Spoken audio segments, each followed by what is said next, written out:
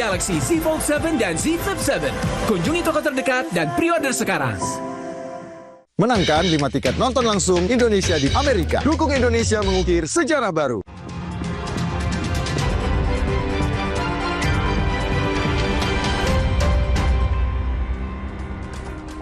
Politikus PDI Perjuangan Arya Bima menanggapi pernyataan Jokowi soal kecurigaannya di balik polemik ijazah palsu sampai pemakzulan Wapres Gibran Raka Buming Raka adalah agenda besar politik.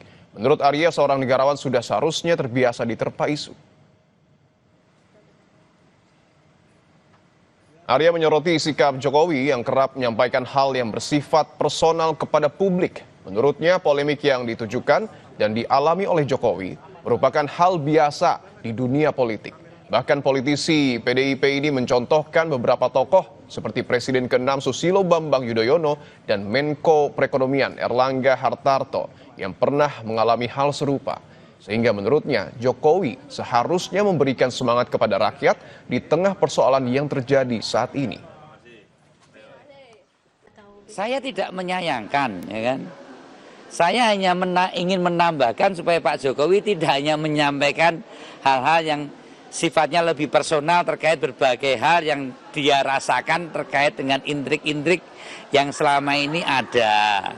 Baik itu menyangkut isu pemakzulan, juga itu menyangkut masalah ijazah. Saya melihat itu satu hal yang biasa dalam satu dinamika politik di negeri ini. Juga dirasakan oleh PDI Perjuangan, oleh Pak Prabowo, oleh Pak SBY, oleh Pak Erlangga. Kan semua merasakan itu. Dan toh juga tidak disampaikan ke publik. Kian menguatnya polemik ijazah Jokowi hingga terus bergulirnya isu pemakzulan Wapres Gibran membuat Jokowi buka suara.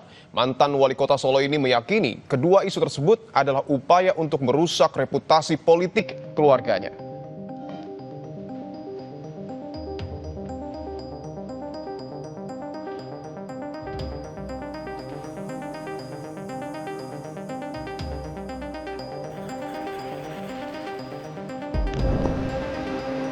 Ada agenda besar politik.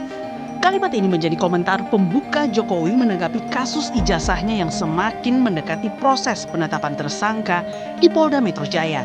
Tak hanya itu, menguatnya desakan untuk memakzulkan putra sulungnya dari jabatan Wapres membuat Jokowi menduga hal tersebut adalah motif untuk menurunkan reputasi politik keluarganya. Memang kelihatannya ada agenda besar politik di balik isu-isu ini, ijazah palsu, isu pemakzulan.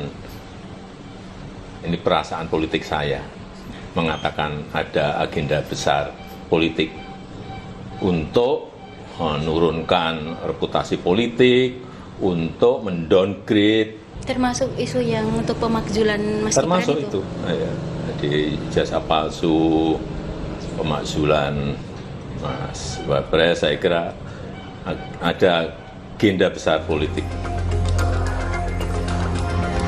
Sikap Jokowi yang secara terbuka menyebut ada agenda besar politik di balik serangan soal ijazah dan pemakzulan Gibran dinilai tak lepas dari ekses pemilu 2024 yang menyisakan residu politik dari mereka yang ada di seberang kekuasaannya selama 10 tahun. Hal ini membuat Jokowi melakukan pendekatan politik dengan istana untuk memastikan posisi Gibran tetap aman sebagai Wapres. Menegaskan bahwa ekses Pilpres 2024 belum sepenuhnya selesai maupun residu-residu politik dari kepemimpinan beliau selama 2 periode dari 2014 sampai 2024 yang meninggalkan luka bagi sebagian kalangan yang berada di seberang kekuasaannya. Cara politik yang dilakukan oleh Pak Jokowi beserta keluarga Solo adalah menjaga relasi dan keintiman dengan istana Presiden Prabowo agar tetap harmonis dan punya arahan yang lebih strategis, dan itu direspon dengan cukup positif oleh istana dengan memberikan penugasan secara spesifik kepada Mas Wapres Gibran untuk menyelesaikan beragam macam problematika persoalan di tanah Papua. Di tengah ramainya isu pemakzulan Gibran hingga keraguan sejumlah pihak dengan ijazah Jokowi, Presiden Prabowo mengeluarkan mandat penugasan Wapres Gibran ke Papua untuk mengurusi percepatan pembangunan di sana. Gibran pun menyatakan siap ditempatkan dimanapun. Tim Liputan, Kompas TV. Lalu siapa sebenarnya yang disasar Jokowi atas pernyataannya jika agenda besar politik betul-betul ada untuk merusak reputasi politik keluarganya? Kita bahas bersama dengan Ketua Umum Rampai Nusantara, Mardiansyah Semar, dan juga ada Direktur Eksekutif Lingkar Madani, Ray Rangkuti. Bung Ray dan Bung Mardi, selamat petang. Selamat petang. Sore, Bung. Baik, saya ingin ke Bung Ray dulu. Bung Ray, ketika Pak Jokowi mengatakan bahwa ada agenda politik besar terkait dengan polemik ijazah palsu, termasuk juga pemakzulan Gibran, saya minta analisa Anda, apakah betul pernyataan tersebut atau memang ternyata polemik ini hanya upaya untuk kemudian membongkar kasus hukum? Iya, dua-duanya bisa. Karena dua-duanya juga bertalian kan. Kalau misalnya kita memasukkannya dari kasus hukum, ya dengan sendirinya implikasinya kepada popularitas, tingkat kesukaan dan juga tingkat penghormatan orang terhadap Pak Jokowi selama ini. Sebab kalau misalnya dapat dibuktikan bahwa ijazah itu tidak asli, itu kan dengan sendirinya akan mendowngrade ya apa yang selama ini sudah dicapai oleh Pak Jokowi gitu. Jadi dua hal ini nggak terpisah antara proses hukum yang sedang berlanjut dengan terjadinya siklus antara popularitas, ya tingkat kepercayaan, ya kemudian penghormatan terhadap keluarga Pak Jokowi gitu. Oke, saya ingin ke Bung Mardi. Bung Mardi, kalau memang betul ada agenda politik besar di tengah polemik ijazah dan juga pemakzulan Wapres Gibran, menurut Anda, siapa lawan politik Pak Jokowi yang kira-kira merancang ini? Ya, kalau bicara soal lawan politik tentu saya setuju ya, residu politik dalam kontestasi Pilpres 2024 yang lalu tentu masih tersisa cukup banyak ya. Dan di masa kepemimpinan Pak Jokowi, 10 tahun masa kepemimpinan Jokowi tentu juga banyak kelompok-kelompok kepentingan yang merasa tidak diuntungkan atau merasa juga beberapa hal yang diamputasi oleh Pak Jokowi yang memang pasti standingnya demi kepentingan bangsa dan negara. Misalnya ada ormas yang dibubarkan dan lain sebagainya, mungkin juga itu juga menjadi bagian yang cukup dapat diduga kuat bahwa bagian-bagian yang punya irisan dengan orkestrasi yang sekarang ini dibangun. Karena sekarang ini kan nggak selesai-selesai ya urusan Pak Jokowi ini. Semua urusan yang ada kaitan dengan Pak Jokowi selalu ditarik-tarik bahwa memang ini persoalan yang penting untuk dipersoalkan, sehingga itu patut diduga ada keinginan untuk mendowngrade reputasi dan lain sebagainya Pak Jokowi dan keluarga.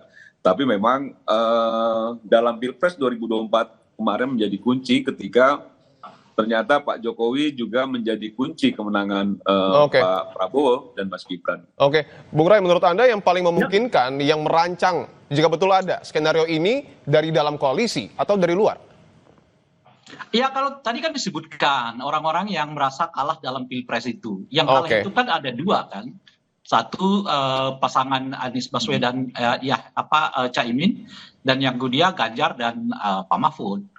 Yang satunya diusung oleh PKB dan Nasdem, yang satunya diusung oleh PDI Perjuangan. Nah kalau disebut orang-orang yang kalah itu ya mungkin berkisar sekitar situ. Pertanyaannya adalah kalau kita korelasikan antara dua ini dengan mereka yang sedang katakanlah misalnya satu mempersoalkan ijazah, kedua mendorong pemakzulan Gibran gitu, ada keterkaitan langsung nggak? Kan itu dulu alat ujinya tuh.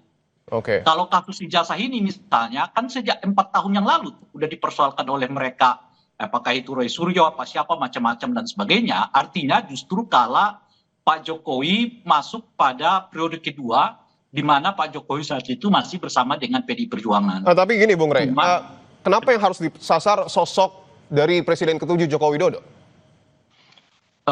Maksudnya kenapa Pak Jokowi yang disasar? Yang jadi sasaran tembaknya kenapa Pak Jokowi? Ya kita nggak tahu orang-orang mau sasar siapa kan itu pertama ya hak warga negara. Kedua, memang boleh jadi orang merasa bahwa Pak Jokowi itu punya masalah gitu ya. Yang ketiga juga mungkin ada juga orang merasa bahwa kebohongan-kebohongan yang kayak begini di dalam sistem pemerintahan kita dan perilaku politik kita itu harus dihentikan. Dan oleh karena itu harus dibongkar. Banyak sekali motifnya, nggak akan ada satu motif tunggal di dalam hal itu gitu. Nah cuman apapun motifnya misalnya dari sekian banyak itu, jelas kalau kasus ini bergulir, ya potensial akan menurunkan kredibilitas Pak Jokowi.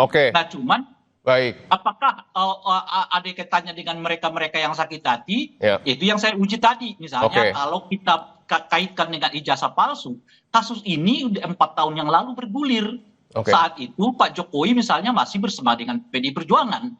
Jadi kala itu nggak terlalu besar karena salah satu backup dari Pak Presiden itu, Pak Jokowi itu adalah PDI Perjuangan, partai besar.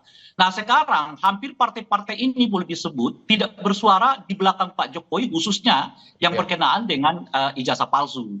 Jadi backup Pak Jokowi sebetulnya yang makin melemah gitu. Betul seperti itu Pak Mardi. Terlalu sempit ya apa yang disampaikan Ray, karena kan Ray bicara soal 2 calon kalah dalam kontestasi 2024. Kita bicara bagaimana orang kecewa, orang tidak diuntungkan, orang sakit hati, tidak hanya dalam kontestasi 2024. Jadi kalau bicara soal ijazah palsu misalnya, kita tahu motor-motor yang itu dekatnya sama siapa, misalnya dekat sama Anies Baswedan, salah satu pasangan calon.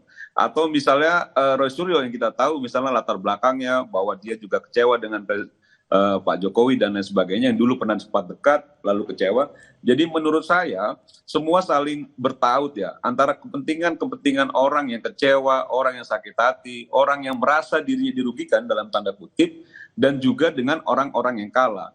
Jadi tidak juga akhirnya fokusnya bahwa ini PDIP dan lain sebagainya, bukan soal itu juga, bahwa ada kepentingan yang bertaut dan saling menunggangi, saling mendukung. Inilah menjadi orkestrasi yang dimaksud bahwa memang ada agenda besar terkait dengan apa yang selama ini didiskreditkan kepada Pak Jokowi dan keluarga, termasuk pemakzulan, bahwa mereka tidak mau bicara soal mereka tim suksesnya Anies Baswedan. Ya tentu kita tahu bahwa isu pemakzulan itu para purnawirawan TNI itu semua mayoritas kunci dari tim suksesnya Anies Baswedan itu sudah clear, jelas. Baik, kami sudah dapat poinnya. Saya ingin ke Bung Ray lagi. Bung Ray, kalau kita melihat respon dari Pak Jokowi saat ini ketika sudah diserang dari kanan dan kiri, apa pesan yang kemudian ingin disampaikan? Kenapa tidak terlalu kalem seperti biasanya ataukah mungkin sudah khawatir? Iya, karena nggak ada teman lagi. Kalau dulu kan nggak ada teman lagi. Teman yang backup beliau. Kenapa? Tidak ada teman lagi berarti sudah ditinggalkan teman-teman politiknya. Betul, ada tinggal Semar ya kan, tinggal si ini, tinggal yang kalau bersuara ya belum kalau Ray memang tidak berteman sama gitu. Pak Jokowi. Nah, karena nggak ada teman mau tidak mau. Banyak teman Pak Jokowi. Termasuk teman baiknya kan Presiden Prabowo yang ini merisaukan Ray dan kawan-kawan. Kita mau diskusi saling sela atau mau diskusi satu-satu dulu. Oke, Bung Mardi sepakat nggak nih kalau Pak Jokowi udah ditinggal teman-teman politiknya? Diskusi satu-satu. Baik, Bung Mardi sepakat ya? Jangan saya ngomong ya. Ya, oke. Ngomong Ray. Kalau saya sela-sela, saya juga bisa itu soalnya. Nah, jadi nggak ada teman lagi. Kan, itu yang saya sebut tadi. Hampir semua partai politik nggak mau berbicara soal ijazah palsu. Artinya khawatir kalau Pak Jokowi udah mulai khawatir, bisa dibilang seperti itu? Nah, sekarang ini yang ada adalah apa yang disebut dengan relawan-relawan beliau. Tapi kan relawan beliau juga satu-satu kan misalnya udah ada yang berubah nama dari Jokowi apa menjadi Prabowo apa misalnya begitu kan berubah itu. Dan oleh karena makin tidak ada teman yang mau tidak mau ya Pak Jokowinya harus keluar. Bung. Baik, kami sudah dapat poinnya. Bung Mardi, betul nggak tuh apa yang kemudian disampaikan oleh Bung Ray? Mulai ditinggalin nih sama teman-teman politik. Pak Jokowi. Kalau Jokowi tidak berteman sama Ray Rangkuti itu sudah jelas, clear. Bahwa Jokowi banyak teman itu juga clear. Tapi yang menjadi risau Ray Rangkuti dan kawan-kawan, ternyata sampai titik ini, Pak Jokowi berteman baik dengan Pak Prabowo Subianto, Presiden Republik Indonesia. Yang mereka ini yang berusaha masuk ke lingkaran kekuasaan agak sulit juga. Atau misalnya juga tim sukses dulu, yang di eranya Pak Prabowo 2019 misalnya, yang sudah lari dari Pak Prabowo ini kembali susah juga kembali kan gitu loh. Karena Pak Prabowo-nya masih berteman baik, masih sangat menghargai Pak Jokowi sebagai bagian dari kawan baiknya Pak Prabowo yang memang sejak 2019 bergabung di kabinetnya Pak Jokowi. Jadi kalau dibilang tidak ada teman, mungkin karena Ray itu tidak berteman dengan Pak Jokowi, bukan karena Pak Jokowi tidak ada teman. Masih banyak sekali. Bahkan masyarakat juga masih banyak yang mencintai Pak Jokowi, itu kan faktanya. Jadi yang dimaksud Pak Jokowi kemarin itu hanya menyasar lawan-lawan politiknya di mungkin Pilpres kemarin. Siapa maksudnya itu? Ya, kan dalam setiap ketokohan politik tentu ada lawan. Setiap positioning politik tentu juga ada yang berseberangan. Jadi ketika ada serangan-serangan terhadap seseorang secara pribadi maupun secara keluarga yang terus-menerus didengungkan, tentu muatan politiknya kental. Jadi ketika Anda berani sebut partai politiknya? Bukan saja partai politik, saya rasa kan begitu ya, bukan saja soal partai politik. Bahwa memang ada kontestasi yang baru lalu, ada residu-residu, itu sudah jelas. Bahwa ada sisa-sisa sudah jelas. Bahwa ada barisan sakit hati, barisan kecewa ketika Pak Jokowi memimpin bangsa ini 10 tahun, itu juga sudah jelas. Mereka pikir 2024 Pak Jokowi selesai. Ternyata Pak Jokowi semakin mesra dengan Pak Prabowo, bahkan anaknya jadi wakil presiden, dan itu ancaman kan? Buat orang-orang yang merasa sakit hati gitu. Baik, saya ingin ke Bung Ray. Bung Ray, artinya yang meninggalkan Pak Jokowi ini siapa partai politiknya, siapa tokoh politiknya? Kan saya udah ulang, ini yang ketiga nih. Tekankan lagi, Bung Ray. Ada nggak partai politik yang berbicara soal ijazah Pak Jokowi? Nggak ada. Kan kalau dahulu saya mengatakan backup Pak Jokowi itu masih ada, namanya PDI Perjuangan. Jadi sekalipun 4 tahun yang lalu kasus ijazah palsu misalnya udah dipersoalkan orang, tapi karena ada backup yang cukup dari PDI Perjuangan, relatif isu ini dapat lebih ditekan. Kalau sekarang nggak ada partai. Termasuk partai politik di dalam pemerintahan? Jangankan soal ijazah palsu, soal pemakzulan ya, Gibran aja, baru Golkar yang menyatakan menolak. Yang lainnya itu sampai sekarang kan belum menyatakan sikap. Di luar itu ada Nasdem. Tapi kan belum kelihatan secara tegas pernyataan penolakan itu gitu. Nah itulah yang saya sebut tadi, semua orang berteman, tapi belum tentu mau bantu gitu loh. Baik. Ini yang menurut saya salah ya. Baik, kami sudah dapat poinnya. Terima kasih untuk jawabannya Bung Ray Rangkuti, Direktur Eksekutif Lingkar Madani, dan juga Bung Mardiansyah Semar, Ketua Umum Rampai Nusantara. Itu soal bahwa belum ada. Baik, terima kasih. Karena bukan Golkar. Baik, sehat-sehat selalu Bapak-bapak. Sampai berjumpa kembali. Saudara Menteri Pertanian Andi Amran Sulaiman menyebut praktik beras oplosan yang diduga melibatkan 212 merek sebabkan kerugian hingga 99 triliun rupiah per tahun.